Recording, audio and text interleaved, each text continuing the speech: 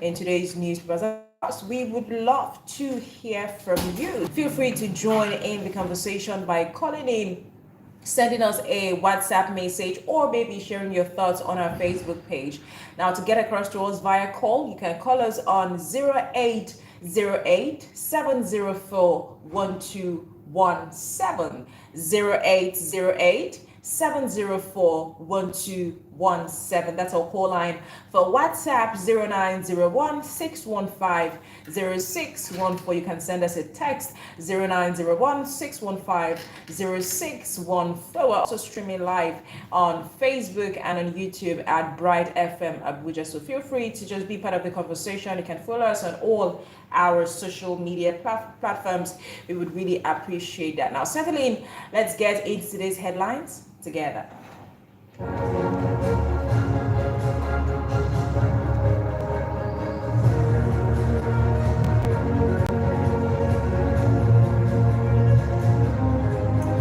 All right, as usual, we're going to just run through all of the headlines that we have for this morning before we start taking it one at a time. Let's begin with what's on Punch newspaper this morning. Now, on Punch, 7 persons, not 24, died during hunger protests. Police tell Amnesty. 7 persons, not 24, died during hunger protests. Police tell Amnesty. And that's on Punch newspaper this morning. Now, moving forward to Vanguard. Transporters warn Nigerians to expect skyrocketing food prices in December. This is on Vanguard newspaper. Transporters warn Nigerians to expect skyrocketing food prices in December. That's Vanguard newspaper this morning. Still on Vanguard, inflationary pressures hamper business operations in November. That's on Vanguard. Inflationary pressures hamper business operations in November. Now, moving forward to Sahara reports, former central bank governor Emefiele in Nigeria. Nigerian top brass who owns 753 duplexes in Abuja Estate forfeited to EFCC. This one is on Sahara Report. And now moving forward to The Nation, minimum wage strike calls PAC states labor role. And moving forward to Vanguard, 2024, a most challenging year for Nigerian workers. This is coming from NLC, and that's on Vanguard newspaper. Still on Vanguard, it is better to have 774 thieves than one big thief. This is coming from Adams Oshomole, and this is on Vanguard newspaper. Moving forward to Daily Post this morning, in Kaduna, 4 kidnapped children released at 25 million ransom demand, and this is on Daily Post newspaper. Now moving forward to Vanguard, 70% of Nigerians refused to pay bribes in 2023. ICPC right there. And this one is in Vanguard. 70% of Nigerians refused to pay bribes in 2023. ICPC with this one. Now, moving forward to Premium Times, minimum wage. NLC replies Ebonyi governor over threats to sack striking workers. This is on Premium Times this morning. On the minimum wage issue, NLC replies Ebonyi state governor over threats to sack striking workers, and this is on Premium Times. Now, when we come back, we'll dive into the conversation properly. Do stay with us.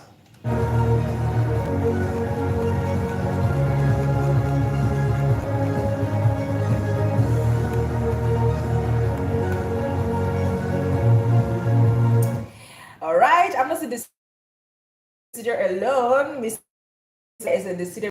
Good morning. How was your night? How was yours? Fine, thank you. Kemi, we missed you yesterday. We missed you yesterday. Kemi, how are you? I'm fine, and you? I'm fine, thank you. Good to have you this morning. Now, let's just dive into what we have for this morning. Let's begin with the story on Vanguard. Now, transporters warn Nigerians to expect skyrocketing food prices in December. Let's look into the main stories. Nigerians are facing increasing hardship, and foodstuff transporters Under the Amalgamated Union of Foodstuff and Cattle Dealers of Nigeria, AUFCDN, have warned that food prices will skyrocket in December. Now, according to Mohammed, the national president of AUFCDN, the rising cost of premium motor spirit and diesel combined with daily extortion and double taxation on federal highways are severely impacting foodstuff transporters. For instance, transporting a trailer load of rice, beans, corn, and other commodities from Sokoto to Port Harcourt cost a whopping 2.25 million naira. Now, the high transportation costs are compounded by double taxation, with local and state government revenue collectors setting up roadblocks. Now, security agencies and agberos, these ones are strict extortionists, and additional fees at the market. Now, he noted that regions such as the Southeast, South, and parts of the Southwest are particularly problematic. Now, with reports of drivers and motorboys being harassed and even beaten. Many members of the union have stopped transporting foodstuff due to high cost of doing business. Despite the severe difficulties, he emphasized that the union does not want to go on strike, understanding the impact it would have on vulnerable Nigerians. He urged the government to intervene urgently to alleviate their burden and ensure the continued flow of food supplies. The union's concerns are exacerbated by the fact that they have not received any invitation to discuss their challenges as major stakeholders in the food system. Good morning one more time. Now, we're starting this morning's conversation with, food transporters, telling Nigerians that this December, you guys expect that is gonna be skyrocketing. You know that they didn't need to even come out because we were expecting it. We were expecting how we started seeing it already. As at yesterday, I was in the market and I was just smiling. You talked about yes. Now I told you what I bought one onion at 500. I'm not even kidding. I was shouting here the other day that how can you imagine that if you go to market, they will tell you can only buy ugu for 500. My dear, I went yesterday to buy for 1,000. They said there is no ugu for 1,000. Don't play. Serious. Don't play. I bought new beans, 3,000. I'm like, this is new beans. Don't play. They say there's no ugu for So you cannot eat vegetable soup in peace now. Not at all. So hey. we are expecting it. It has started. And we are coming late. So but again, let's look at some of the things that they've complained about, because I think that their complaints are very valid. We know that usually festive periods come with hike in in prices of foodstuffs and all of that. But that aside, now we're looking at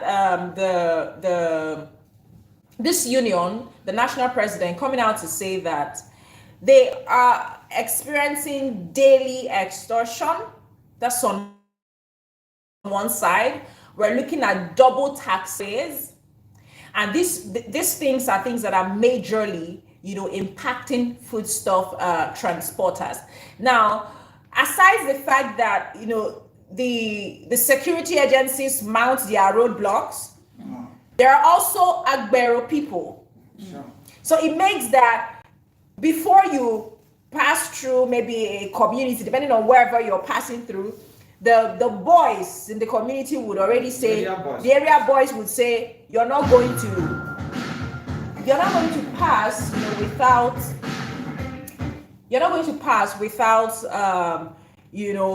giving them something. Do you understand the point that I'm trying to make? So this is a major issue, and they've also complained that there are major stakeholders as far as the food system is concerned, and this is very true.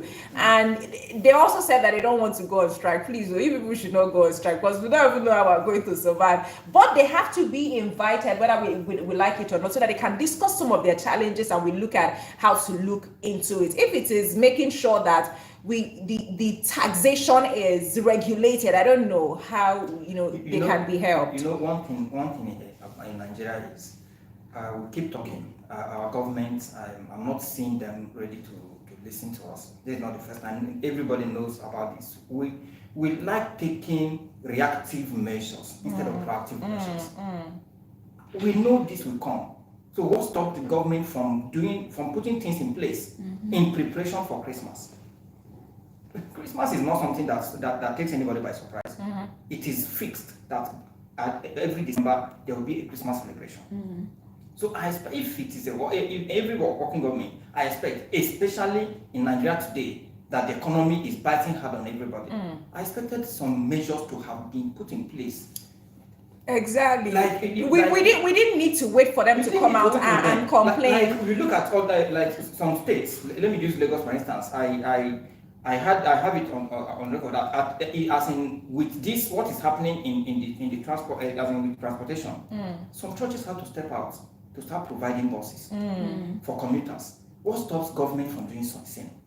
What stops government from making sure, especially now that we have food insecurity, from looking into the food industry and providing relief for those who are risking their life even to make the food available? I agree with you. Because now they are complaining that some of these agberos beat up their boys. Yes, I know. Of course. Severely. I mean, your job is, because you're doing your job, you're trying to provide food, make food available for the Nigerian people, and in doing so, there's hazard involved. Some of them you have to now admit them to the hospital. Who is paying? It's also you. Amalgamated Union of Foodstuff and Cattle Dealers of Nigeria has come out to complain, and they are saying that with all of these reasons that they are giving, the hike that we're expecting, it might even be more than that. Because like we said, their concerns or what they are saying, their concerns is very, very valid, and the government needs to come in to checkmate it. They mentioned the southwest, the south, the southeast, and if you would agree, people that travel now, you will know that that's where the roadblocks are. No, not only the roadblocks, as in, if I actually pity those who do their business, especially food business, in the southeast, south, that you have to come over to the north. Have you tried to take that route? Is there any road leading from here to the southeast? Which state do you want to pass through? So those commuting foodstuffs from north to the southeast, they go through a lot. Exactly, and sometimes the road is bad, it's too bad. They have to now drive through community routes, yes. Right? So, and that's now where these community boys, the area boys, they come out and they will say, "Oh, before you pass through our community, you have to drop." I've witnessed that severally. Like there was a day I was coming from Osun State to Abuja here, around Kaba in Kogi State. There was a trailer fell on the road, on the major road. So drivers were trying to navigate through communities. At least we met not less than 3 checkpoints. These guys will come, you people are spending our road, you have to pay. As in for driving through their communities, we have to pay. As in they will tell you plain that we are spoiling the small way they manage. Yeah. So it is, and these boys, they must have taken all these hard drugs and what have you. So they don't listen to you. If you try to challenge them, it becomes a problem. That's now where the people get beat up. You land yourself. Yes, and they've mentioned that they don't want to go on strike. Kevin, we've said it time and time again that in this country, the language that the government understands is strike action. But it's going to impact the common man negatively. It's going to be so heavy on us if these people decide that they are going to go on strike. If they go on strike, because we're going to experience major food scarcity. No, because now we are complaining that the prices are high. Imagine that where you can't even see it to buy. So that's a lot. That's a lot. And they've said, and I like the fact that they came out to say, we don't want to go on strike, but we need brought in, to at least.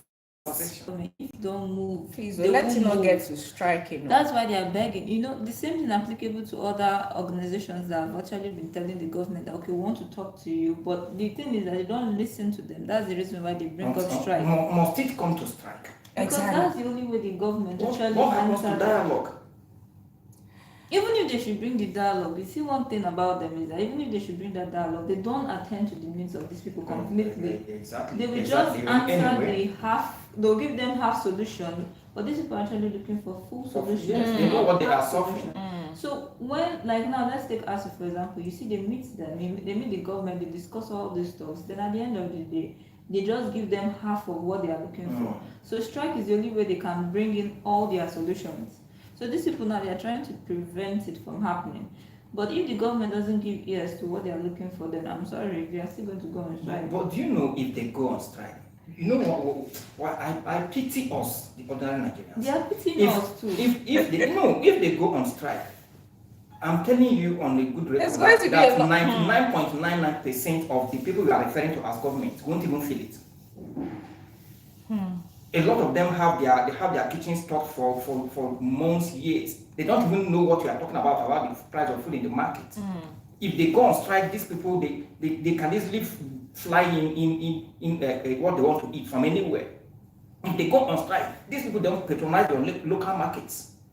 So you look at it, if you say they don't listen, it's because they don't listen because it doesn't affect them. I think they should go on strike. It is me and you. Mr. Sena, I'm sorry, but protests will happen.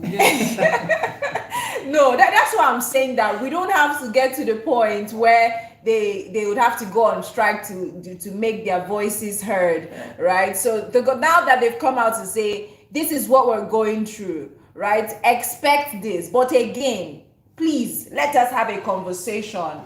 Our people are even suffering. Some of our people get injured in the process. Yes. We're losing a lot of money. There's going to be hike. We don't want to do this. Please, can we do this? So the government needs to. It's just an enabling environment to do their business. When we talk about Dangote cement, comparing their prices in Ghana and Nigeria, this is one of the things I mentioned.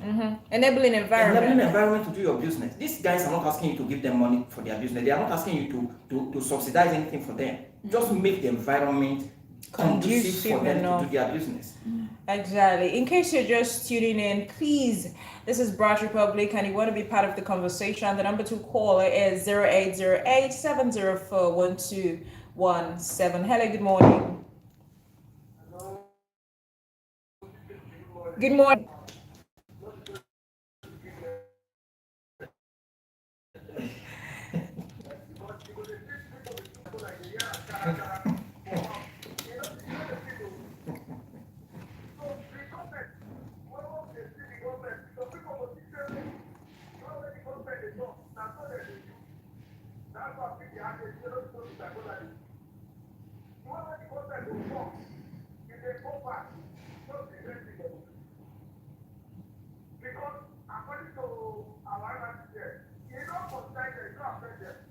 Not affect them.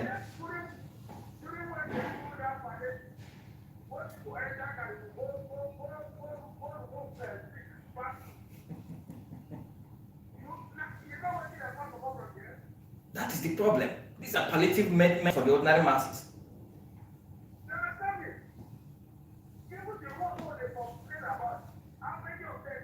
They pass the road.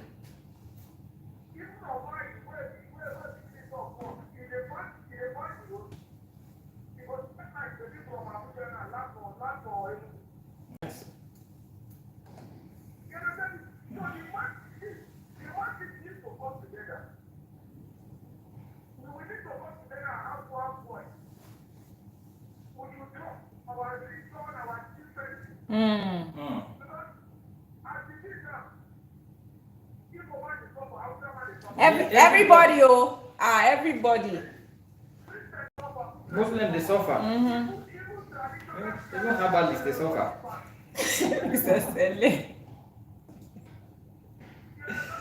Yes.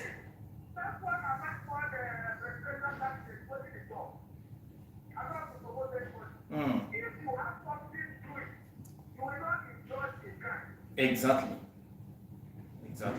Or let's say crime na your job description. If you have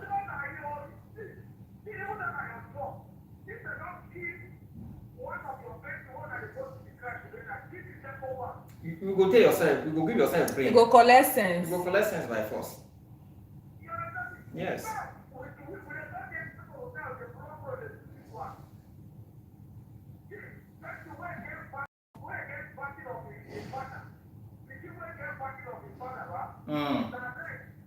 In they use break door. Exactly.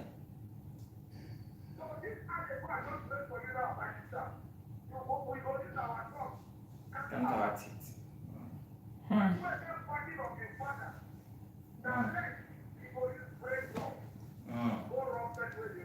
Exactly.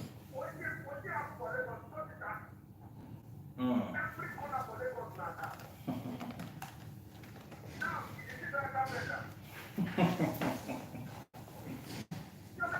I agree with you.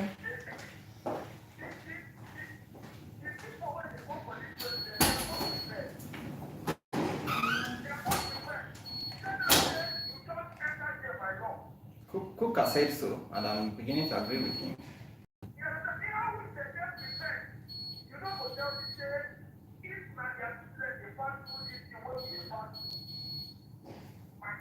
Therefore, don't find They don't know what solution, to do. Abi. They don't know what to do.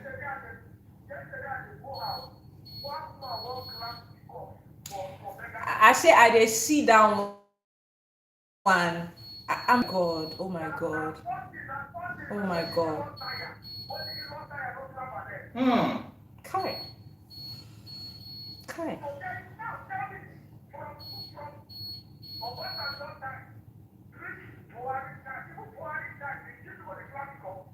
Not at all. Let's round up, Mr. John. I agree with you. Yes, sir. I agree with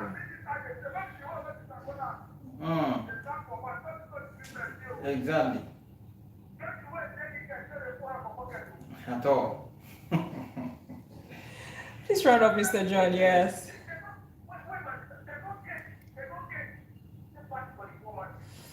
At all.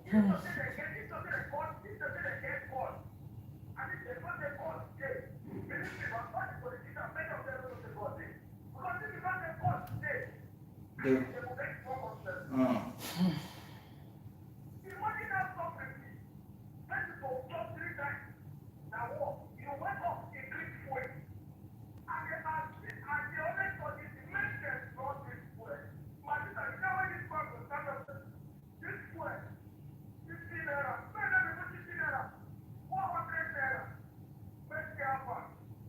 Thank you, Mr. John. Thank you so much.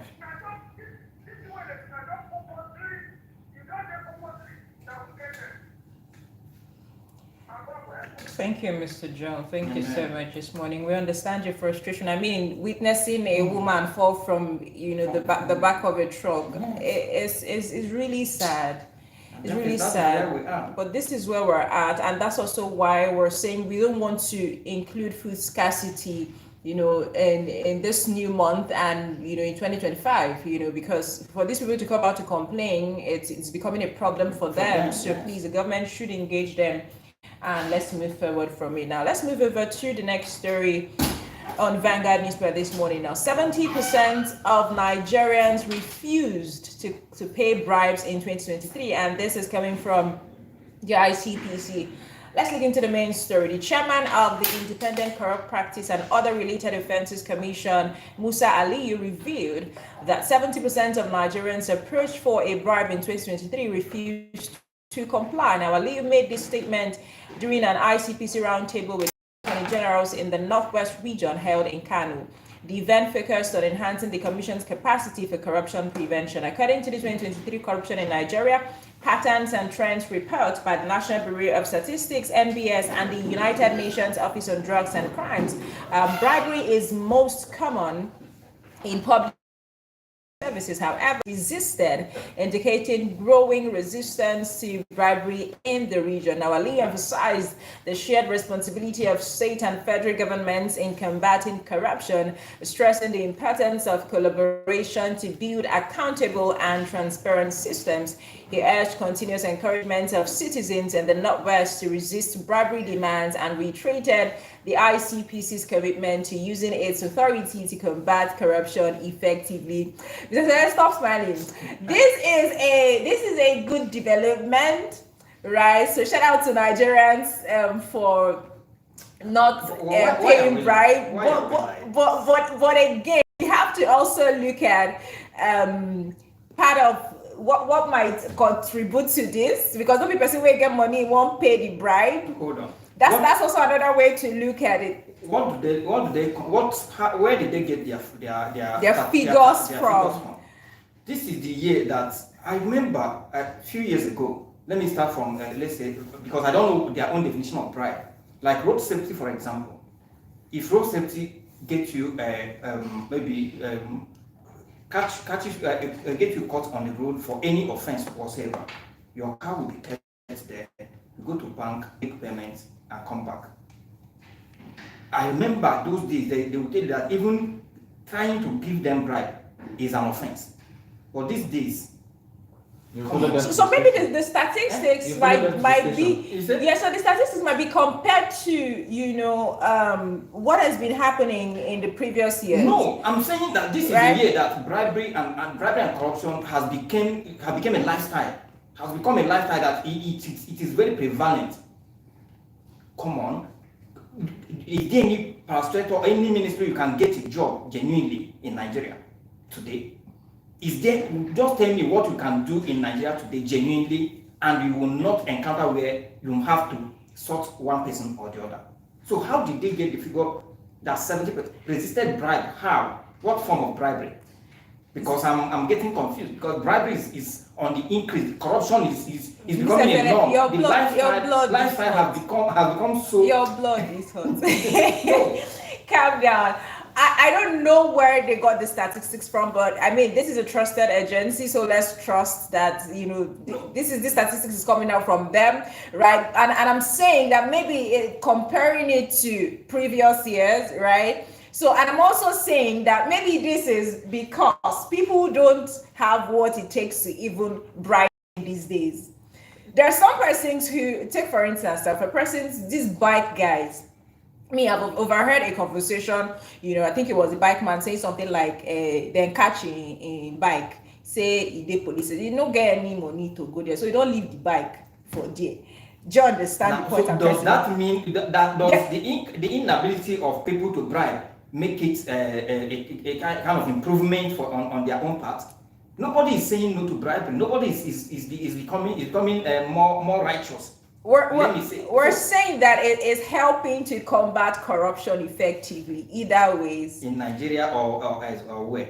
Because I'm thinking, are you talking of this Nigeria of our own, or is there another Nigeria that? Mr. Sele, have some faith in Nigeria. I live in Nigeria. I live in Nigeria. I sleep, I wake up, I breathe Nigeria on every second. So I know what is going on. I know what. Do you know that even now, students don't even you know how it is back in the day.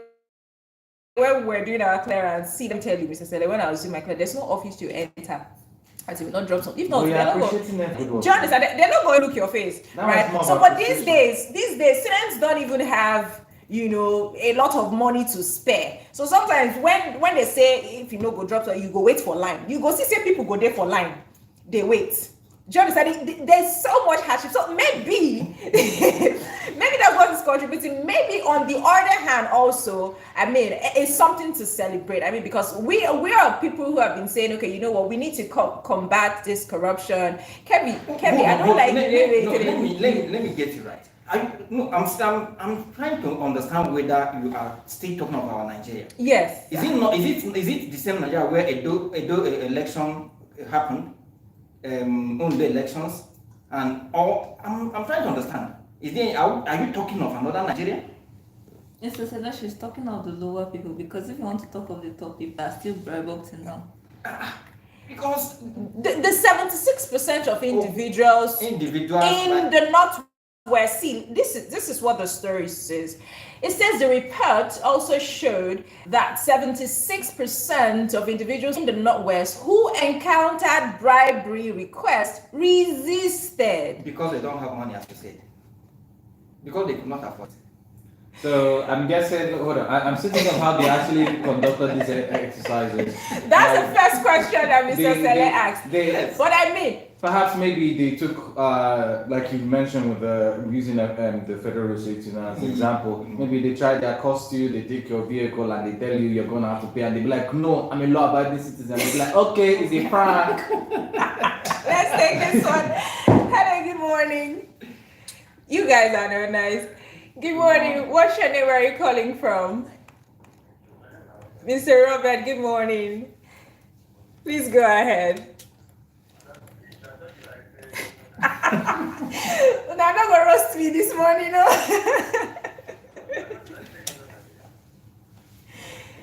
I'm with you.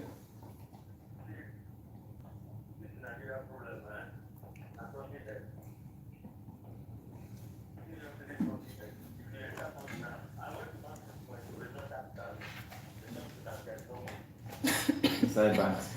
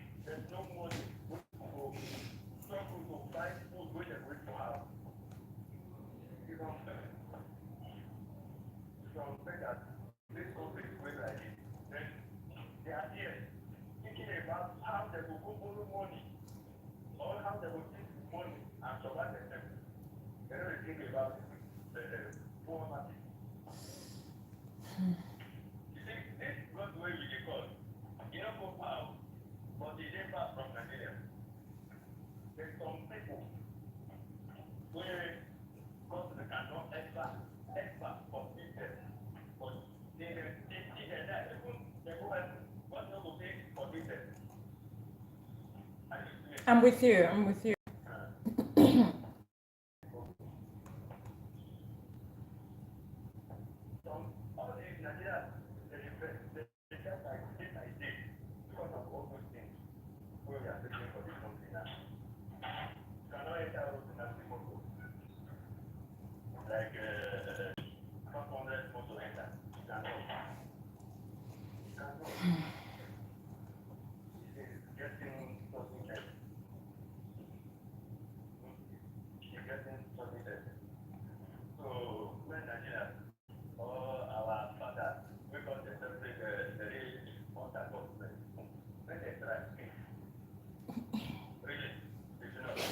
Thank you.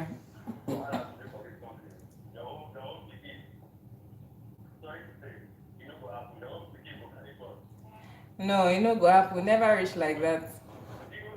No, no, no, no, no. No, you never reach. You know, go reach. Yes, you know, go reach, Mr. Robert. Yes, thank you. Thank you so much. I understand your frustration, but I mean that's far too far. So you know, go reach, right? We're hopeful that things will change and the Nigerian people would experience, beautiful things. I mean, the fact that you're a Nigerian, when some people say prayers like, "Oh, may Nigerian not happen to you," is something that we want to see that doesn't become a reality. We want to, experience a country that, values its people, and we're hopeful that, in no time we would be able to experience that. In fact, I think that this Charles, this statistics from ICPC is also a proof, that there can be a Nigerian people who don't, accept bribes, who could say, what, we're saying no to bribe, who could, help in combating, corruption in Nigeria. I think is a good news if you ask me. The statistics, why it's not very believable is because of the time when it's coming in. Now, if it were more of the time of economic prosperity, you would say yes, okay. Yeah, are you trying to tell me that Nigerians grew a moral backbone when the economy is everybody's backs against the wall? Oh my! Is that what you're trying to tell me? I don't know. No. I'm working with the statistics on ground. Look, as much as we've seen statistics, especially from reputable organizations, put up in comparison to the times when we're in. Now, I'm not saying it's not possible for Nigerians to. Thank you for seeing the possibility. No, hold on. It's not even about seeing. I'm being more pessimistic than even, more realistic than even optimistic here. I'm being more realistic. I'm not saying there are not people who can't refuse bribes, but pulling out a statistics 76%. of 76% That's in it. a time when people have more economic hardship, when people would gain more from collecting something from the back. Are you trying to tell me that's more of our reality? We grew more moral compass at a time when our pockets are drying. And in a time compared to in Nigeria where, would I say, somewhat things were a little bit more okay than now. There were more bribe takings, and now that the economy is even more questionable, people grew a moral compass. We're Okay. changing. We're changing. I won't agree with Kevin that we're are changing. We are being forced to change because we don't have money to give back. I don't even think that's The economy is forcing us to change. That's the truth. No, on a serious note, I was telling somebody I was in Lagos and I saw how freely you can move from highland to mainland within a space of minutes. Lagos that is known for traffic issues. People don't park their car for us now. That is it. So is it development that I can't drive my car? Is it something to write to celebrate about? That I can't afford to pay my way through? I used to pay my way through. Is it something to write? Is it a development? Let's take this Is one. hardship also? Good morning. Mr. Abdallah, good morning to you. We missed you yesterday. Please go ahead. Go ahead.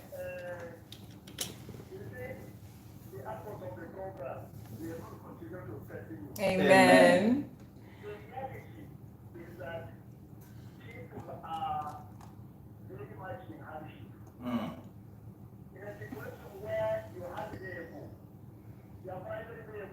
You cannot drive. Yeah.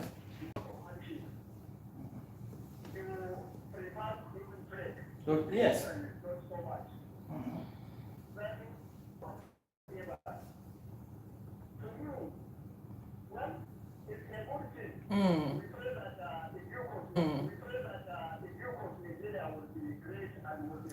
Yes, so that's the prayer.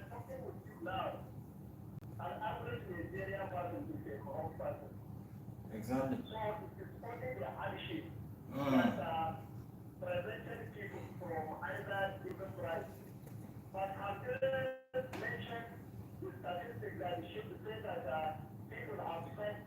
Thank you. That is where I want to ask.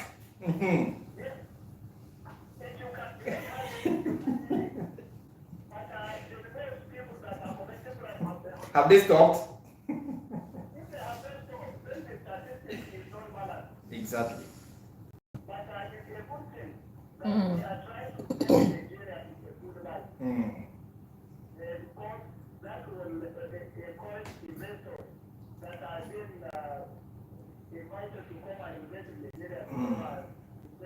Exactly.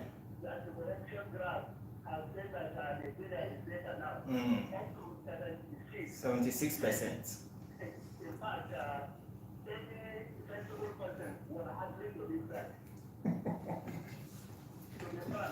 Yeah. I'm with you.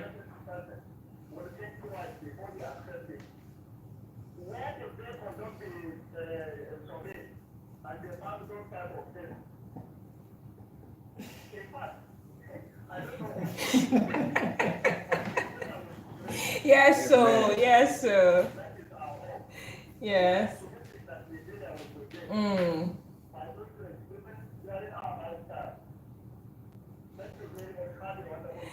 Thank you, Mr. Abdallah. Thank you so much. It looks like I'm alone. Just like what he said. I think kudos to the agency that conducted that. But I await their result again. How many percent said no to collecting bribe? I think that is when this argument should be balanced. So they should do another survey. They should give bribe send people to give bribe. Let's see how many of these, you know who I'm talking about, that will say no. Will say no to the bribe. Yes. You know, even like further buttressing on this point, especially the fact that what Mr. Abdallah said that when foreign investors look at statistics like this, they'll come back and invest. You know, Sometimes, yeah, I feel like we think foreign investors are just waiting for news like this. Is it not in this country that a particular company that has been here for over 50 years, Guinness, right, left this country after running business for how many years in this country? You think after seeing that happen as a foreign investor, you'll be like, okay, because they put out the statistics that there's less bribe. Is it only Guinness? It's not good. I'm citing that as You a know how many result. companies that have Foreign companies that have left this country. I'm saying, you think after seeing all of those happen, especially in this time, any foreign investor will just look at the statistics that say they're collecting or they're giving less bribes. We'll say, let's go back. Okay, you guys have won. Can we move forward? You people, let's stay in the system. No, I right? like what Charles said. He said when they bring the money to them, they say it's a prank. So, if they should try it, maybe we'll find more people. Let's move over to this stereo on premium times. Before that, in case you want to put a call across to us, the number to call is 0808 704 1217.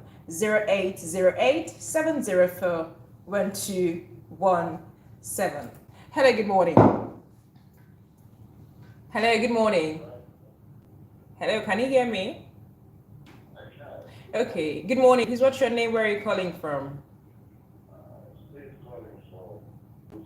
Mr. Steve from Dusit, please go ahead.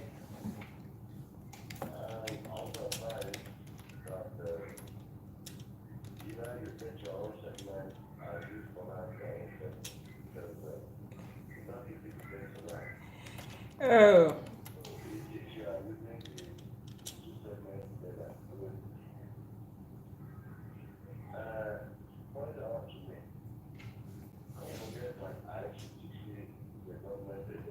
Mm-hmm.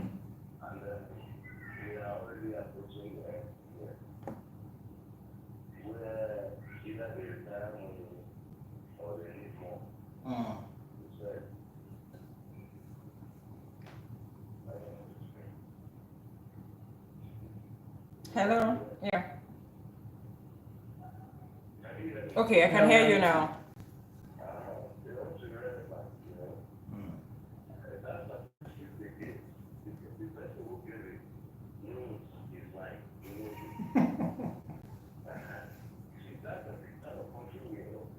Yeah.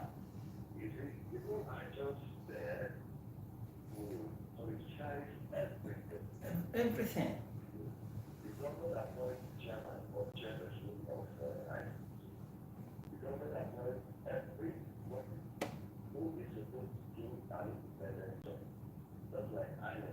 Mm.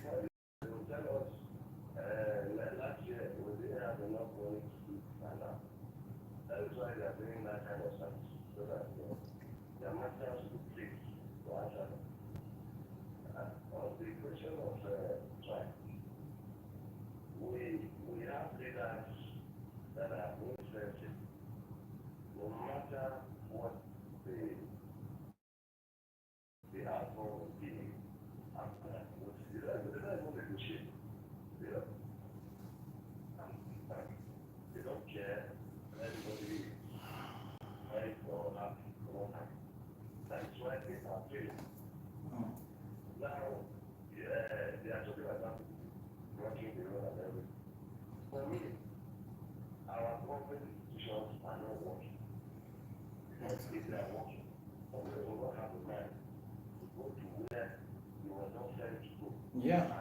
And Block Road.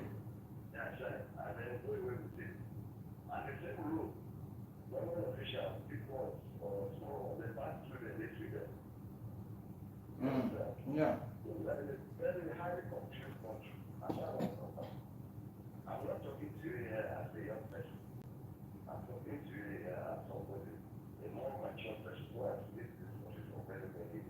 I understand, sir.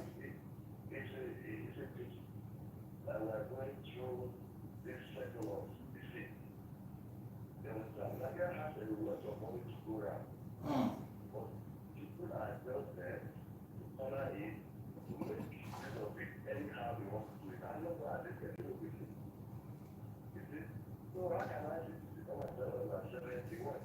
'76.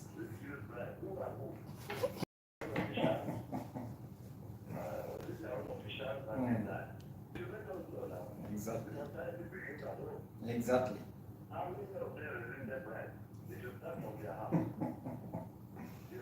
Yeah. Yes. Yeah. Exactly.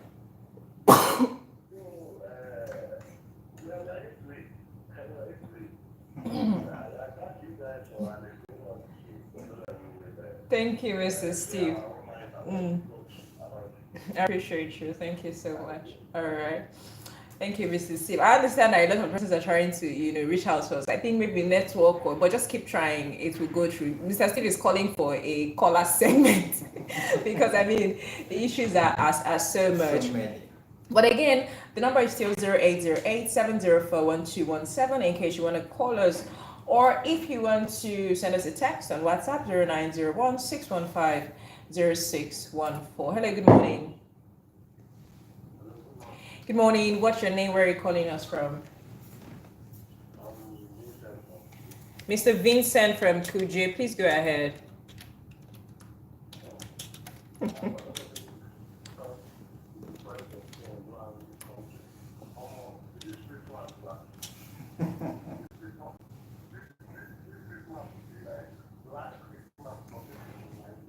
Okay.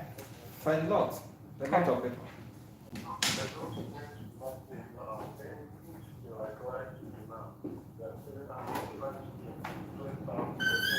Okay.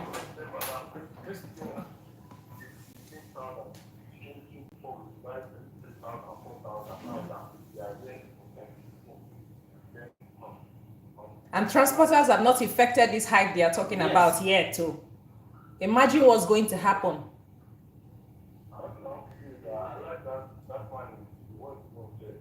Mr. Celestin.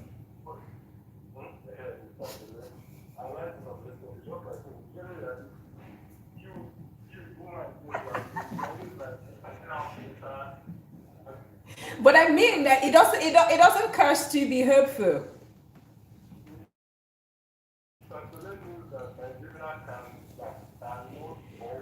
Okay.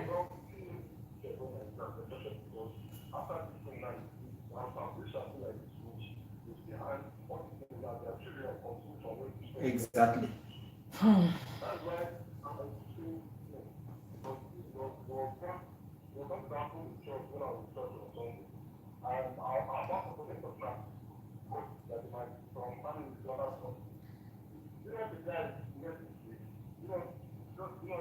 What? Mm. Okay. That is it. Being a Nigerian.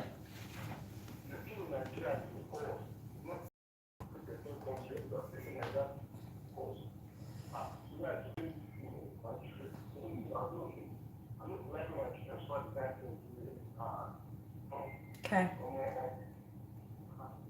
Thank you.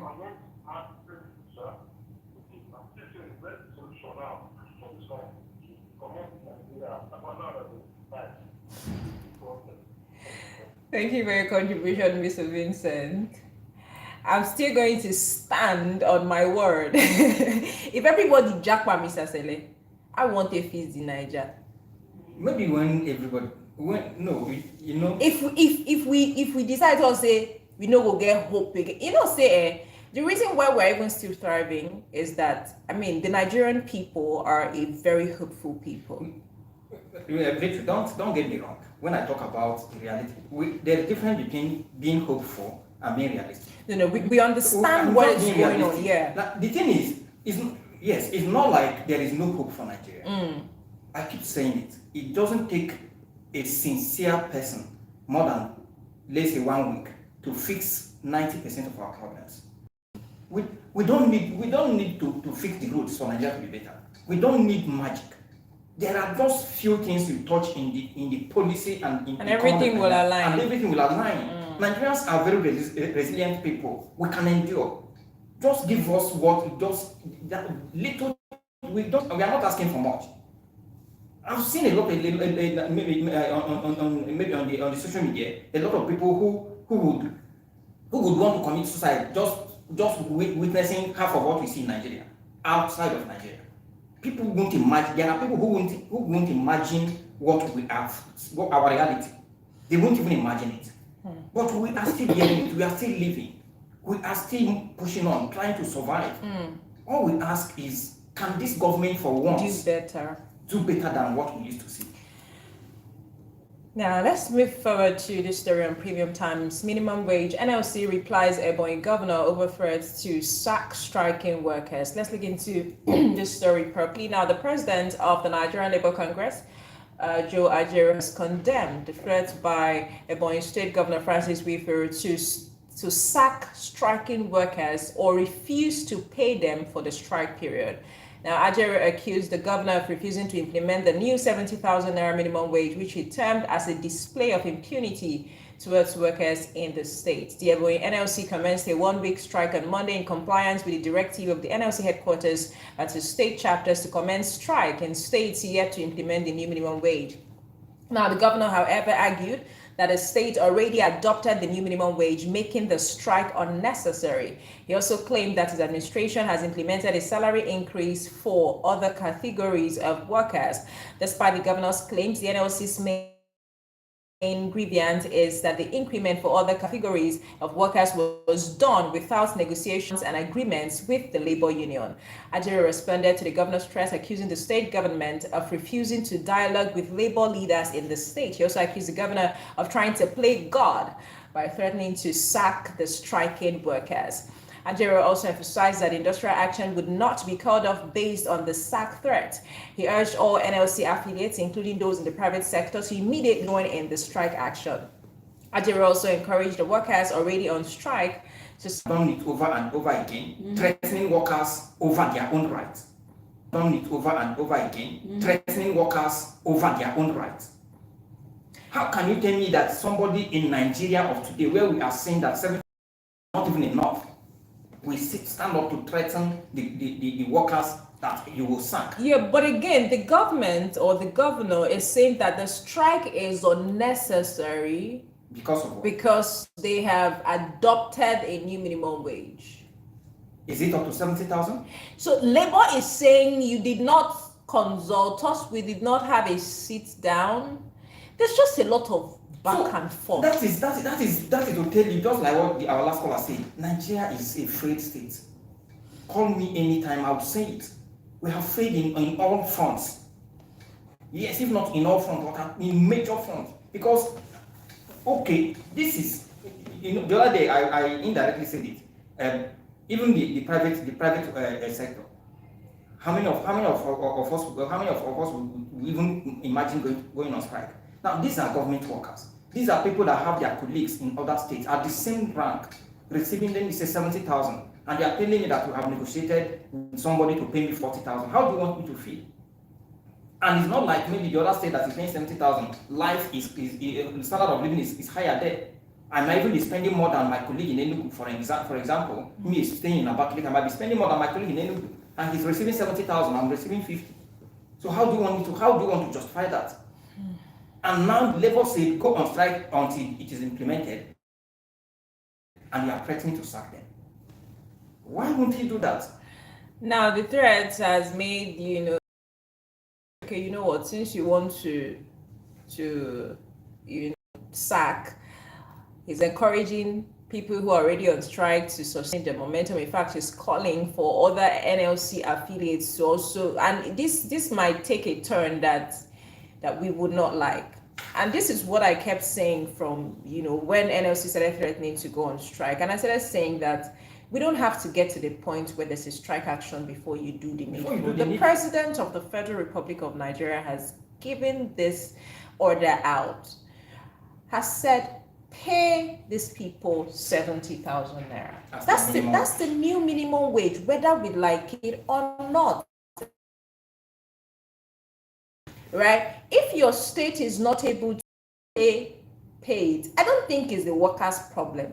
You should sort out with the government and look for a way to fix it. Now, let me ask Threatening this to as, sack workers is not even the way to go, if you ask me. I want to ask it as another Nigerian who may not have seen what the president said. When the president gave order for 70,000 minimum wage, did he select states? Do you understand? He did not select states. So why would some states decide on their own not to pay what the president have given as the general minimum wage? That's why I said, if you're not able to pay it, it's not the people's problem. And you know, Mr. Sada, I know one thing that's actually paining me is that during this time when everything is hard, when the president has approved the 70,000, they are not forcing you to add. It's other states that are actually coming out to add on their own because they have that pity for their states. Now, you that is making it difficult, why are you making it difficult for your people when the president never said added? He just said 70K, and there was an agreement between NLC and the president that made them accept that 70,000. So why are you making it difficult for your people? It's because they started this whole no pay, no work, no pay. So now he wants to bring it so that the people they won't feel their rights being. They won't feel that okay, this is what we need to do. Instead, they'll be working. They'll just be going to work without even collecting the 70K. But it's sad. It's sad that at a point where other governors of other states are having a sit down with NLC to look for a way forward, a governor is threatening to sack or either refuse pay. It's not like the 70K is even enough. It's not even enough for present time. In this economy. How many times have we complained about that? A bag of rice cannot even talk. Somebody just said that chicken is 12,000 naira. This is a turkey. I went to go and price turkey. I'm hearing 50 for. It does not reach, but it's 50. Transporters never affect their own. By the time transporters do their own, I remember one of our callers. Minimum of 80,000. If you are thinking of turkey, for some of us who are thinking of chicken, we can be maybe like what. If you say okay, but we chop egg now since we know fit to chop. Those days they used to combine to buy cow. Yes. I'm seeing people combining to buy chicken. I'm not joking. I'm seeing families coming together to buy one chicken. And granite oil now, it's very expensive. So this 70K cannot even go in. Cannot go anywhere. People. And they are not coming out to threaten them that okay, you're not going to pay them if they don't come to work. Okay, even if they come to work, you're not even paying them. Then what's the essence? That's the reason why they are not pushing more that they should continue with the strike. The governor of the state, this is not the way to go. We have gotten to that point, Vicky, where now it's a strike. Otherwise, nothing. The government can't sit down to listen to the people, if not strike. Because when the organization shuts down, it's going to affect. That's the reason why the government will only answer that way. Since this organization, if we go on strike, the government will answer. And it will continue, because that's the only way to get the answer. Do you know, anyway, let me not say this. But I wish there will come to a point where if we want to go on strike, we shut down the whole state. Even the governor cannot move until because I'm looking at you can go on strike, you see workers go on strike months upon months, people are still talking about if it is affecting them directly, they will take action. But you go on strike, not. And Mr. So even if an organization go on strike, they are not even cooperating, because inside the organization you still see some people that are going inside there to still run some certain things. They'll say the organization cannot shut it down completely. They'll still run some certain things. So how do you expect it to move? That is it. I remember when during this year NLC came up with strike of 2 days, warning strike and all. Some organizations were still working. They said the organization cannot shut down because if it shuts down, how would they move? Where would they get money for? So you see, they are not even in cooperation. Compromise. See, I think that what I'm going to say before we just go on a quick break is the Ebonyi State Governor, this is not the way to go. This is really not the way to go. These people, all they want is, as workers in the country, they need to have a better life, right? And the president has told us that the new minimum wage is 70,000 naira. Some states who have not been able to even comply are having sit-downs with NLC to say, how do we move navigate from this here? All right, so threatening to either sack or refuse to pay workers for asking for what the president has already told them that is their right is not the way to go. In case you're just tuning in, this is Bright Republic on Bright FM 98.7, and we're having fantastic conversation this morning. When we come back, the conversation continues. Do not touch your radio. We will be right back. You know the matter where we come back with now? Which one? That's Oshomole. Oh, and head. That's Oshomole. Yes. Yeah. Oh, let me wear my head. Let's come back to this. You see that? Excuse me, please. You know, when I hear that Kemi first tell me that, I said, what's happening?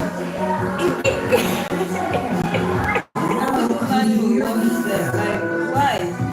See, it's better to have 774 feet. And this people said that They're not okay. They just kind of.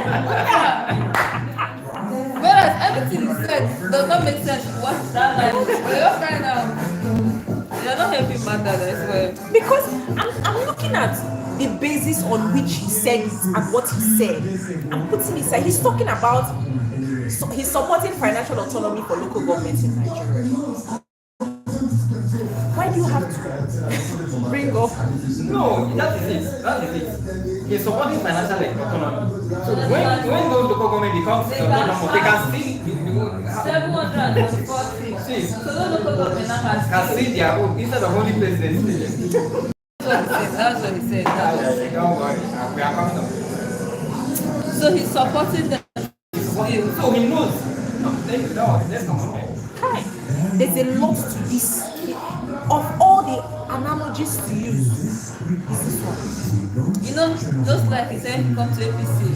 Now the man has been talking nonsense. He said, "You come with your sister." I'm coming. Don't worry. one now. God should just help us in this country. See, me I see me to leave Nigeria. I don't come out. I don't live on Abuja. I'm empty. See, now anybody will like you now. The other day they give you and say, my guy, if you see where to jack, but just go. And human trafficking now will be on a hike because of this thing. Human trafficking will be on a hike because of this thing. Yes. Let's come back. Studio. All right, welcome back. This is your Bright Republic on Red FM. And we're back. So let me just roll out the phone numbers one more time so that we can continue with the conversation. To calling and be part of the conversation, 0808 704 1217. 0808 704 1217. To reach out to us on WhatsApp, 0614. Let's move forward to the next story right here. This one is on Vanguard. It is better to have 774 thieves than one big thief. Adams Oshomole on this one. Let's take into the main story. Senator Adams Oshomole, representing the Edo North Senatorial District, has expressed strong support for the financial autonomy of local governments in Nigeria. Now, Oshomole's comment came in response to the July 11 Supreme Court ruling that upheld the financial autonomy of local governments. Speaking at a forum on local government autonomy organized by the House of Representatives on Monday, the former governor of Edo State emphasized the importance of character in governance and accountability. He highlighted the significant responsibilities of local government chairmen given their proximity to the people and advised them to allocate resources wisely for essential infrastructure such as roads, hospitals, and other public services. Now, on the lighter note, Oshomole remarked, it is better to have 774 local government chairmen who are thieves than one big thief, adding that with every local government in Nigeria, will produce 1 or 2 billionaires rather than just having 1 billionaire in the state. I don't know what to make of this analogy, because I mean, if you want to look at what he's saying in the sense of it, I mean, the local governments are the people who, you know, directly, anything happening in the local government directly affects the people, you know. So I, for one, I don't know, financial autonomy is not such a bad thing, but again, giving the analogy, I'm trying to put it side by side, and it's difficult for me. I mean, it's better to have 774 local government chairmen who are thieves than one big thief. And I'm like, of all analogies to use, Am I surprised? Is he saying the truth? Yes. Because the only politicians go to do in government is to steal. so because that's what he's implying. No, he's not just implying it, that is what it is. The only thing they go there to do is to steal. So instead of only one governor sitting at the state level, siphoning the whole allocation, let's spread it across, let the local government chairman also steal their own. Because he's saying with this now, We can have every local more- government in can have Nigeria a will produce billionaire. 1 or 2 billionaires. Yes, so you go there, you steal your own, become a billionaire instead of only the governor siphoning the money. So it is obvious to us. So you now see why when somebody says, I am tired of this nation, I'm tired of Nigeria, you don't blame the person. Because the resources, our resources is no longer for the common Nigerian. It's no longer for the common masses. It's no longer for our own good. It is meant for whoever gets in there and take your own. Take it or leave it. Anyway, it's coming from the right source. It's coming from the horse's mouth. Was he not the one that said, if you come over to APC, your sins are forgiven? So I'm not surprised. He knows what they are doing there. I like him for a person. He was once the Labour chairman. We know how proactive he was then. Yeah. We know how outspoken he was. He knows how to do things, even how to say. So I'm not surprised. Because I think I have a problem with this lighter note analogy, especially because Yes, it he's conflicts. telling you. No, he's not conflicting, my dear. He's telling you what they do there. He's telling you, no, I know governors, they are there to carry your money, to siphon money, to embezzle money. I know. Instead of only the governors embezzling, why not have some local government chairman who will embezzle too? He's coming out to say the truth. He's coming out to say the truth. So, why are you surprised? This is a lot. Hello. All right, please do well to call back 0808-704-1217. 0808-704-1217. Do well to call back. We're in the season of not hiding anything again in Nigeria. So he has come out to let us know that is what's happening. So if these local governments are being given autonomy, they are becoming billionaires. You are producing more billionaires So who can go in there and They're steal. going to have plenty cars, plenty properties. Yes. So Houses. instead of the autonomy to benefit the people, is benefiting the local government. Yes, chairman? that's what he's trying to tell you. No, was it not here, Victory? I told you last week, a good friend of mine, who happened to be a very good hand in repair of anything electronic. I'm not talking of ordinary TV, I'm talking of complicated systems. He can analyze. He was trained by White. So, but he found himself in one small village in Osun State and was just managing life. And he was doing fine. When I met him, I was shocked that he was there. So, God helping, he was now being exposed to handling sophisticated systems. The next thing he called me recently, I will soon become a local government chairman. I was like, are you abandoning your... Yeah, he said something like, I don't live since 2 years. Who go see local government and they do it like they do. You see people with great talent, people who should have done things with their lives. The moment they hear political appointment, they know it's time to steal. It's time to invest, it's time to carry millions. These people don't count in thousands. Victory. So why wouldn't they? That's 76% bribery. Where did you get that statistic? I was even thinking about that. Because this is why the bribe will increase. Those local governments, they will bribe. No, you are getting it wrong. But you know, bribery. There is difference between bribery and embezzlement. No, these people are not bribed. It's not bribery. They are going there to embezzle. They are no. But Did I say embezzle? No, they are not. They are just going there to take their own share. But let's talk about the financial autonomy for local governments in Nigeria. What do you think about it? Yes, like I keep saying, even in a lot of things, because too much power is concentrated at the center and is affecting a lot of things. There are things take it or leave it. No matter how good-minded the president is, he won't even know they exist. He won't even know people are facing such. The governor will be closer to the state to know what is happening in his own state. The local government chairman will be closer to the people at the grassroots to know what might, because that's where the challenges are. Then the local government chairman will be interacting with the councillors who come from these villages. So it will make it, yes, if it is in a state, in a country where things will work or where things are working, fantastic. Local government, they deserve their autonomy.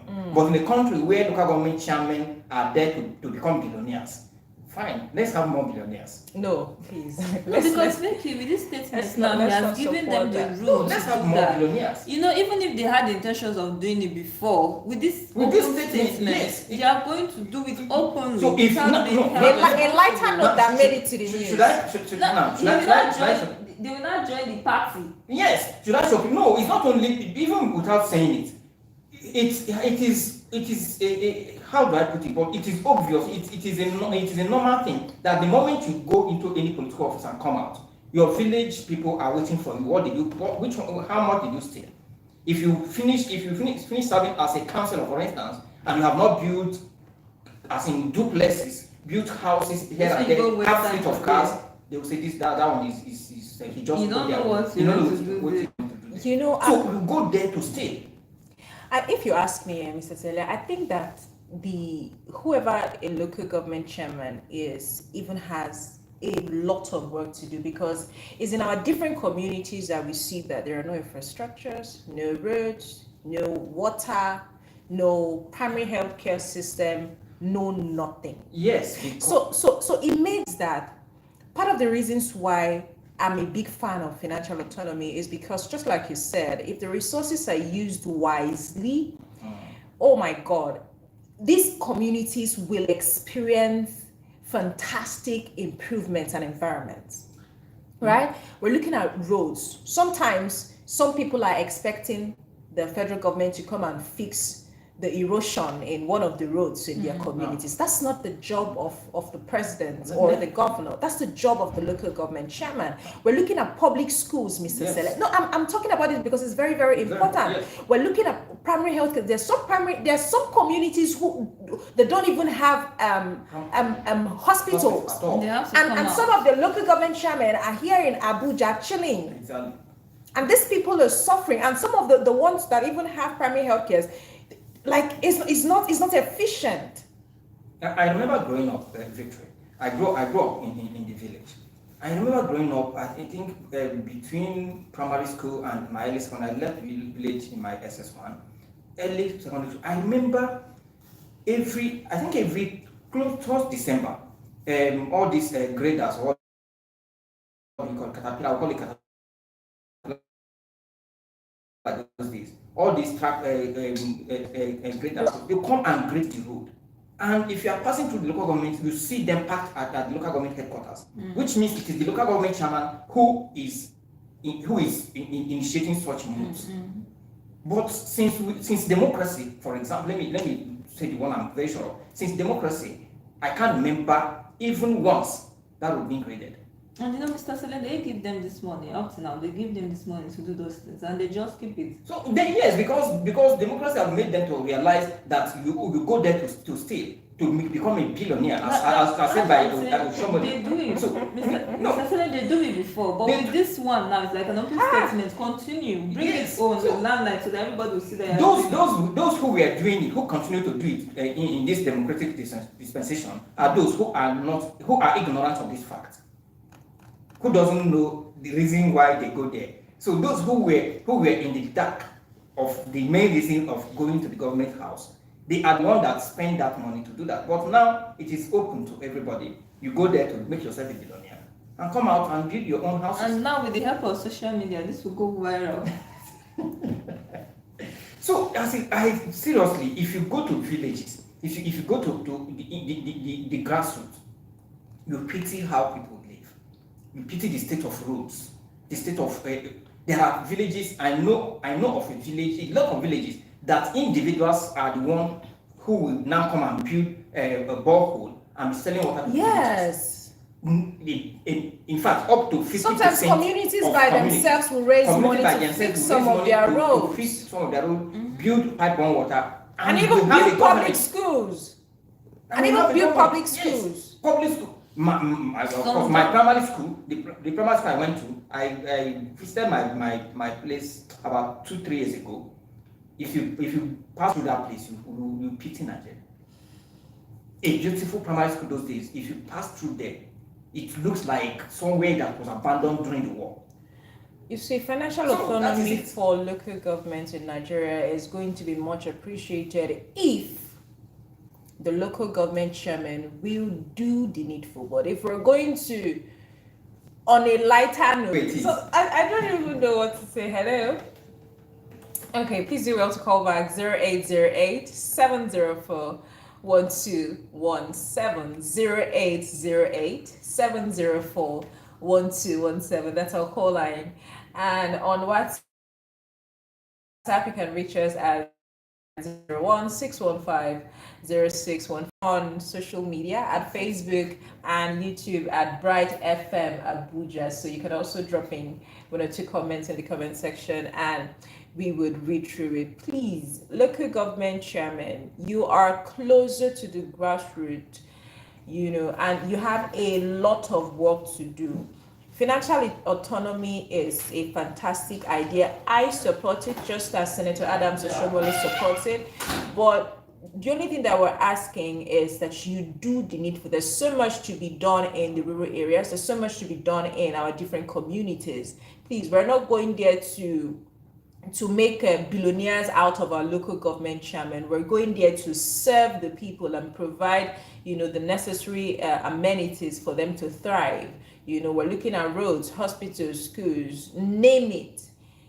Please, that's just basically do the needful. Let's move over to another story right here on Vanguard. And it says that in 2024, the most challenging year for Nigerian workers, and this one is coming from NLC, 2024 most challenging year for Nigerian workers. Let's look into the main story. The Nigerian Labour Congress has described 2024 as the most challenging year for workers in Nigeria. Now, NLC President Joe Ajero made this statement at the 2024 Hamathon School in Abuja, emphasizing that the year has been filled with harrowing hardship for workers. He also attributed this hardship to the turbulence experienced by the NLC, including invasions, threats, and intimidation. Ajero charged workers to actively engage in the Hamathon School training aimed at preparing them for negotiations and engagement on a new social contract. The NLC president emphasized the importance of protecting workers' rights and making the working environment and nation yield better results. Dr. Vanessa, the International Labour Organization country director to Nigeria, also stressed the need for trade unions to unite and engage governments to address workers' challenges. The ILO expects a new social contract based on rebuilding trust in institutions, which must be inclusive and protective of all involved. Now, despite the newly negotiated minimum wage, the rising cost of goods and services has diminished its impact. The Hamathon School aims to identify priorities for the NLC and inform policy discussions with the government. The NLC has emerged stronger and more resilient from past challenges and is committed to delivering on workers' expectations. Fantastic meeting, fantastic conversation during the meetings. 2025 is coming. We want to see a more solid NLC. Now, the job of NLC, just as the NLC president emphasized, their major job description is, protecting workers' right and also making the working environment conducive, speaking on behalf of workers. But if you ask me, from the conversations that we have been having on radio, you see that a lot of people have also lost trust in the NLC. And that is also something that, moving forward should be worked on. NLC has agreed that despite the new minimum wage, we've also seen hike in increase in, the cost of things and all of that. So they're looking at because part of the holding water is impacting the lives of the workers at NLC is fighting for, because I mean this trust that a lot of persons have lost in NLC, we should see a 2025 where NLC is rebuilding this trust. I don't know what you think. Well, looking at the whole situations that workers have been going through for the past, since 2023 till now, it has been terrible. So they should actually look for a way to make sure that we workers can actually trust them, because most workers no longer have faith in NLC, most especially from when they will come out and say they strike, that they want to help. At the end of the day, they hold meetings, and you see that the NLC leader will come out and say, the strike has been called off and all. So the workers have actually lost a lot of trust for NLC to fight for them. And looking at their rights, they come out to say, okay, this is what we want. And the government come out with no work, no pay. So they need to help them so that they can stand on their rights. Let's see if we can take this one. Hello, good morning. Hello, can you hear me? Hello, are you there? Hello? Okay, please do well to call back. I don't know if it's the network or something, but let me just call our call line 0808-704-1217. Hello, good morning. Hello, can you hear me? We can't hear anything. Please just call our main call line 0808-704-1217. 0808-704-1217. I think the network is better there, and we just hope that it goes through, right? So, but again, for NLC, this conversation it was a very important one for them to have. It's a very important training for them, something that they need to take seriously, because 2025, there's going to be room for more negotiations. The way I'm looking at this 2025 that is coming like this.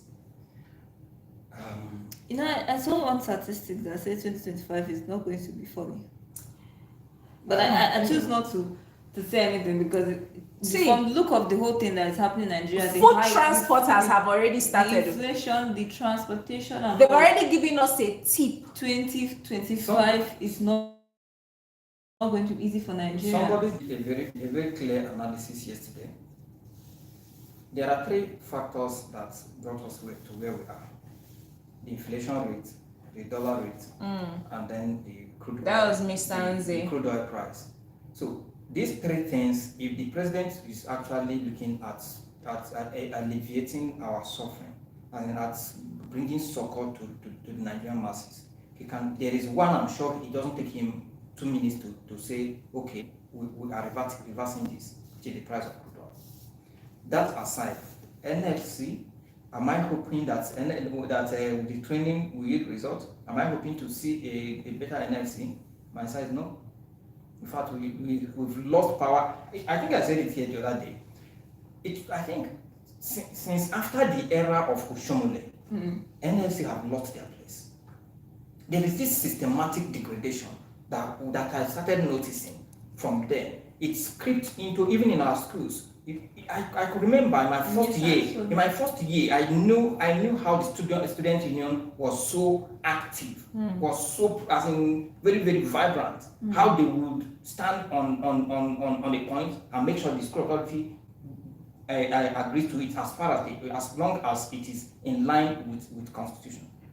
But these days, do we still see them? No. What of NLC? The moment the power that be called those top officials and said to them for a meeting overnight, everything will change. So that we are not hopeful. I'm not expecting this training to yield any results outside what we have. Because take it or leave it, we are living with the big ogas, they call the shots. And whether you like it or not, what they want will happen. So whether the training or no training, whether we are hoping for a better NLC in 2015, as far as it is this same set of leaders, as far as people with this same of our mentality and ideology, we are still where we are. We are going nowhere. And it's a very sad reality. But again, like I used to always say, I mean, it's okay when a year is coming to an end. You know, you sit down with your people, you ask yourself questions: how did we do, how did we not do, you know? And they have agreed that 2024 was really, you know, a very challenging year for Nigerian workers. And even the NLC, if you remember, the NLC president at some point was arrested, at some point was beaten or something, you know. So he has also had his own share of, you know, the challenging year, you know, that he just mentioned, you know, both for Nigerian workers, him as the president, and the entire NLC, you know, team. But we don't want to completely, you know, say that there's no hope for, you know, adjustments, or there's no room for improvement in 2024. NLC has a very huge role to play as far as the lives of Nigerian citizens are concerned, as far as the lives of Nigerian workers are concerned, protecting the workers' rights, making you know, work environment conducive, making the nation yield better results. All of these things, I mean, it's a huge role NLC is playing. And if they get their acts together and get it right, really, you know, 2025 is going to be a fantastic year for workers in Nigeria. And we're seeing that even with December just coming to an end, and, you know, the new year coming, it's as if people are not excited. There's this excitement that comes with end of year and beginning of the new year. It's as if excited that this is a festive period. It's as if we're not even eager to see the new. We just day the average Nigerian person, you know, we just day, right? And it's not something good for I'm workers, telling you. even the workers, the civil servants, you know, some organizations, Mr. Seven, under the civil servant, this December they do give them packages. They give them this small Christmas package and all those things again. Even the money that they give them during this time is not going to go far for them during this. So the NLC really need to really help workers, because otherwise When we're having some of these conversations, it's even difficult for a person to, you know, to have some form of these hope. things, my heart keep It breaks. yeah, it's It like, breaks, because really. when you see, like, you expect Nigeria to grow. Okay, on yesterday I was in a bus where I was hearing conversations about what is happening in Nigeria and how other African countries are now like getting better and all, and our leaders are not even helping for us to grow. Okay, I can't remember the name of the country, but they see that country, there's no time you hear them complain of light, like the lights went off or anything, except maybe your own house is having issue. And coming back home, and we are saying even the country is even selling out their lights because it's too much. Yes. But coming back, we are giving out lights that we don't even have. You know, just what Dr. Shomole said just painted a picture of why we are where we are. Let's see if we can take this one. Hello, good morning. Hello. Hello. Good morning. Can you hear me? Oh, thank God. Oh. Azine, the network. Mr. Mr. Bright, good morning. Good morning. Mr. Bright, good Good morning, morning. sir. Mr. Charles is not here. It's Mr. Sele. Yeah, my brother.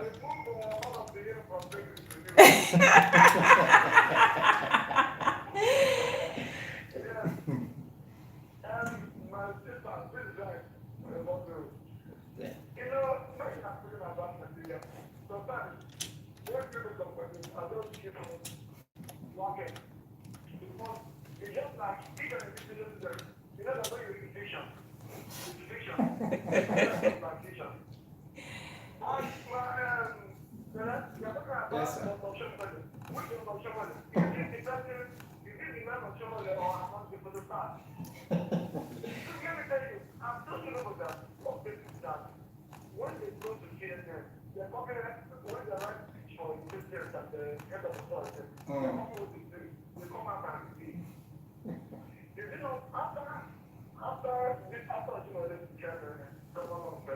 Edo State.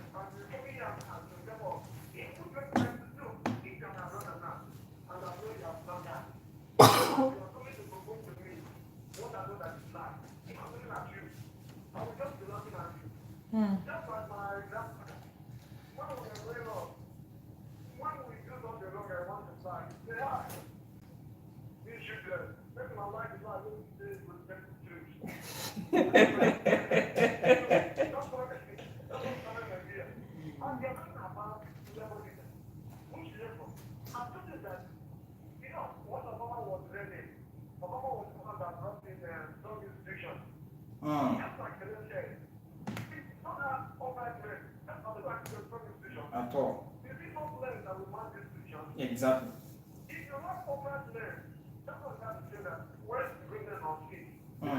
People rejoice, yes.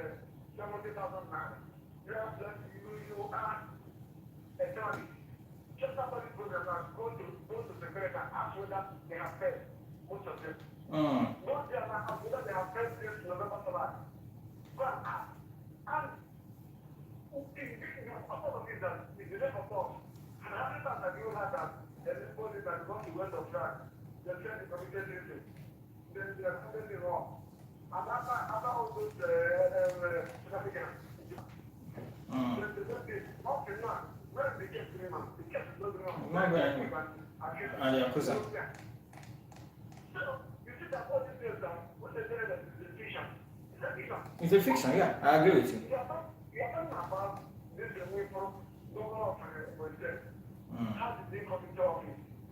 Exactly. Did they vote him?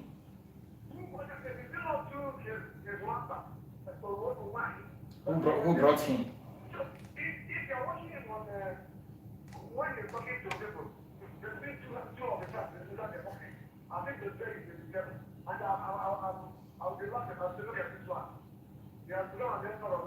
Yeah.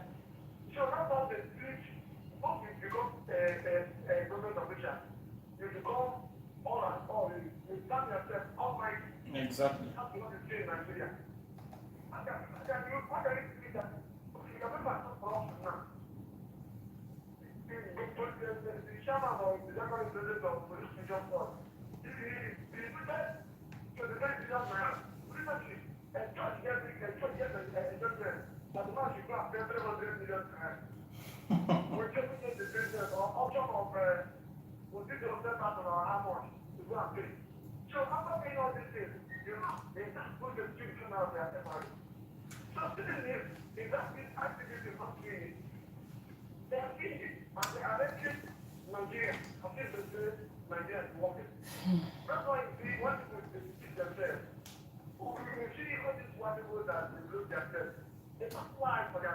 They tell themselves the truth. Yes. Yes.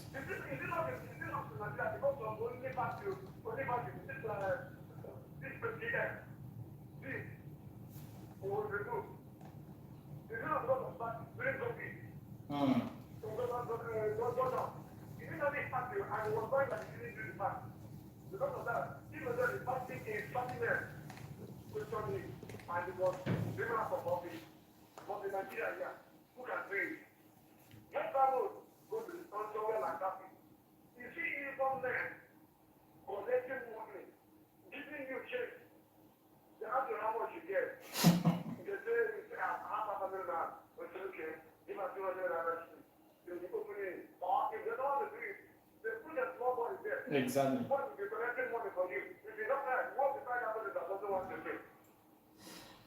Hmm. This Nigeria that arrested people who want to pay.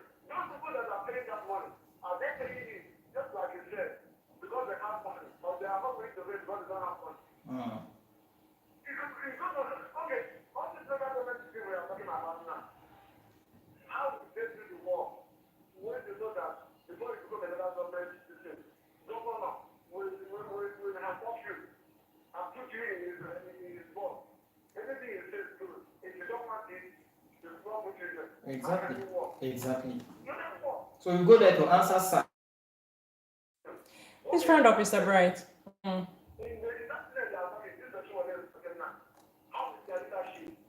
Is it right? Okay, I think this is at the talking. Now, they are saying, it's the president declared that way. Okay. Okay. How we shall have us. They were when they assumed office. So you are talking at the mouth, I don't know. Okay, let me bring it to for you. You know that if you are somebody critic of the government, they will give you vote. Is it not happening?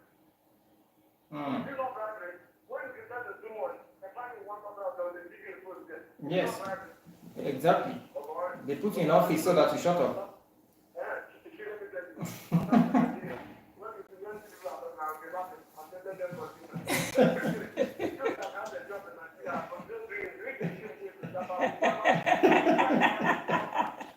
Thank you, Mr. Bright. Thank you so much for your contribution. I think the network was really bad, and all of that. So we apologize to some of the persons who've been trying to get across to us, and then on WhatsApp also, some persons have sent us voice notes. We're unable to, assess the voice note at the time. So we also apologize for that. Let's round up with the story here on Sahara Report. Now, former central bank governor Emefiele, Nigeria top brass, who owns 753 duplexes in Abuja estate, forfeited to EFCC, and this one is on Sahara Report. Now, former governor of the Central Bank of Nigeria, Godwin Emefiele, has been linked to a large estate in Abuja with 753 duplexes that was forfeited to the Nigerian government through the Economic and Financial Crimes Commission, EFCC. This development was confirmed by human rights activist Omoyele Sowore, who had earlier criticized the EFCC for refusing to name the owner of the estate. Now, Emefiele is currently standing trial on several charges bordering on corruption, including the new Naira redesign before the Federal Capital Territory High Court in Maitama, Abuja. Justice Marian has adjourned the matter till December 4, 2024 and January 21st, 2025 for continuation of trial. The EFCC had seized the estate, which measures 150,500 square meters and contains 753 units of duplexes and other apartments. Following a court ruling, the commission described this as the single largest asset recovery since its inception in 2003. Now, Sowore criticized the EFCC for not naming the owner of the estate, accusing the commission of being afraid of big thieves and doing their public relations. The forfeiture of the property was made pursuant to the EFCC's mandate to ensure that corrupt individuals do not enjoy the proceeds of their unlawful activities. Justice Jude ruled that the respondent had not shown cause why the property should not be forfeited, given that it was reasonably suspected to have been acquired with proceeds of unlawful activities. Mr. Sele, this is another conversation bordering on corruption. We're looking at 753 duplexes owned by one person, and EFCC has also said that this is their largest asset recovery since its inception in 2003. We're also looking at how that, from the conversation, that this is allegedly acquired with proceeds of unlawful activities. A lot of things were running through my mind while you were taking this thing. I stumbled on my big man friends like that. He's a top guy, so he's into them. So he made a post, and I was like, wow, this is Nigeria. He pointed at the former governor of Delta State, Ifeanyi Kowa, how his political career was ruined. He pointed at a lot of I think Emefiele. He pointed at two other guys that he linked with them, how their careers were ruined, not because they are corrupt, Yes, they are corrupt, but they are not the only corrupt persons. But because of the role they played against the president during the election, I say it the way I see it. Emefiele's trial is not because he was corrupt in his office. It was because of the role he played that he wanted to stop the bribery of vote buying. Because the issue of the new note was actually targeted at stopping vote buying.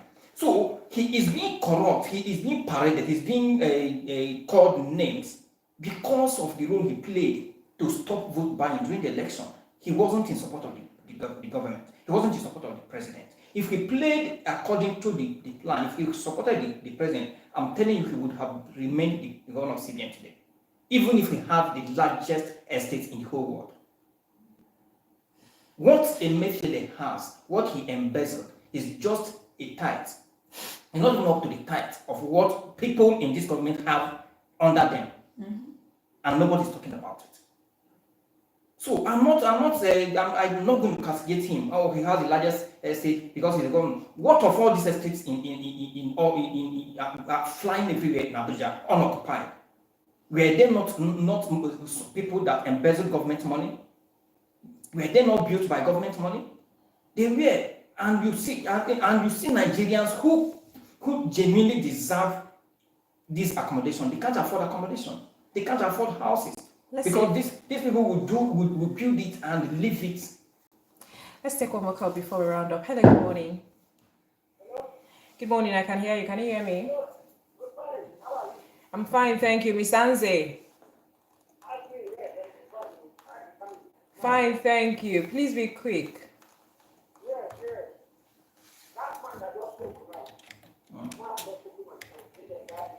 That's Mr. Right.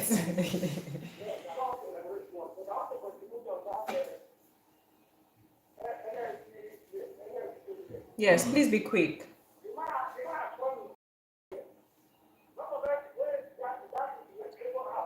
That he sponsored the hashtag End Hunger. Okay.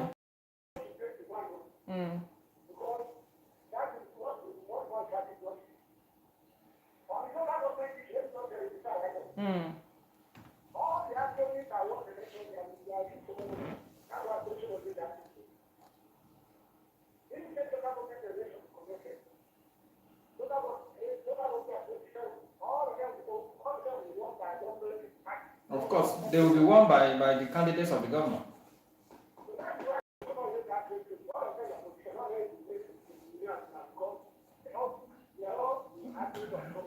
No, just put them together and see. Thank you. Thank you so much, Mr. Nzi. I appreciate you. Mr. Sele, let's round it off. Seriously, you look at each day you come to have a nice day in the studio, and the headlines you are seeing just kill your morale. Seriously, I wonder when will we get things right? Are we going to continue like this? Somebody said, I wish EFCC could handle Yahaya Bello's case the same way they handled Emefiele's case. Do you know how much you have to steal to build 753 houses to loan them money? Say after politicians, fear bankers. On a serious note, as in the EFCC now, they are hitting on Emefiele. What happened to all of that governors who embezzled this country? Look at how we're justifying one corruption than the other. It's just a lot. But again, Kevin, your last takes for the morning, please. See, this whole EFCC stuff is always party. If you're not in favor of this person, that's where they just catch you. That's what is happening with EFCC. Mr. Zela, you have left us. Certainly don't run. It's your country, come and fix it. Well, what would I just say for today is, in as much as everything that is happening in Nigeria, we on our own should try our best to just be different. Exactly. Act different, rather than following what is happening in Nigeria. And for those people that call in and say, Japa, if you Japa, how will Nigeria now become better? Can we make a note tell them what you talk behind the scene, Abi? Tell them. Make a leave. Let's round up, please. Anyway, just like what I don't have any other country than Nigeria. Nigeria is our home. No matter how you Japa reach, one day you still come back. Exactly. So the best thing is how do we build this country? Each person doing what is right, and we get it right. Thank you so much, Mr. Sele and Kebby. And that brings us to the end of today's Bright Republic on Bright FM 98.7. A very, very big thank you to all of our callers for today. Mr. John from Otako, Mr. Robert, Mr. Abdallah, Mr. Steve from Duse, Mr. Vincent from Kuje, Mr. Bright from Airport Road, Mr. Nze, also thank you so much, and then Keybags from Live Camp, thank you so much. We appreciate you for being part of the conversation. To our listener at home, thank you so much for always finding time to listen to our show. Please do not touch your radio because OB of Sports will be taking over next to give you all the latest on the world of sports. I'll see you again, but that would be tomorrow. Stay bright.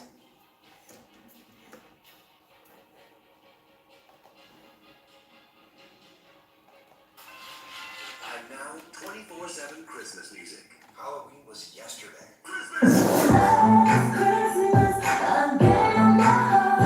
Bring on the Christmas music. Merry Christmas.